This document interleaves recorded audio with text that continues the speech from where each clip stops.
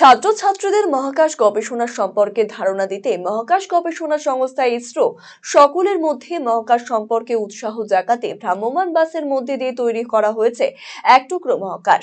গাড়িটির মধ্যে প্রদর্শিত হচ্ছে উপগ্রহ, চন্দ্রযান, মঙ্গলযান, উৎক্ষেপণ যান, পাশাপাশি বিভিন্ন ক্ষেত্রে স্যাটেলাইটের ব্যবহারিক প্রয়োগ সম্পর্কে ধারণা দিতে বিভিন্ন স্কুলকে আমন্ত্রণ জানানো হয়েছে।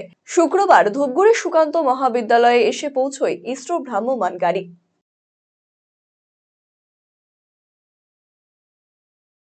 এটা তো অত্যন্ত অভিনব বিষয়। এ ধরনের বিজ্ঞান বিষয়ে যে মহাকাশ গবেষণা এবং মহাকাশ চর্চা আমাদের দেশ কোন জায়গায় আছে তারই একটা প্রাথমিক ধারণা ছাত্রছাত্রীদের মধ্যে দেওয়ার জন্যই আমরা এটা আয়োজন করেছি।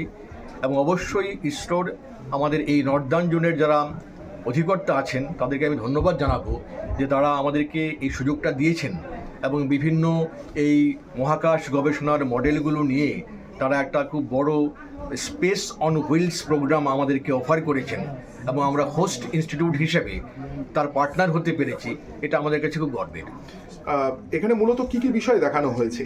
এখানে দেখানো হয়েছে মূলত এই যে মডেলগুলো দেখছেন তাতে করে মহাকাশ গবেষণার লেটেস্ট যে ফেজগুলো, চন্দ্রযান, মঙ্গলযান এবং রিমোট সেন্সিংয়ের মাধ্যমে imaging on earth for development of technology, space technology and cooperation, এই জিনিসগুলো কী করে সার্ভিস আমাদের সেবা দিয়ে থাকে, service to people, service to society and service to nation at large.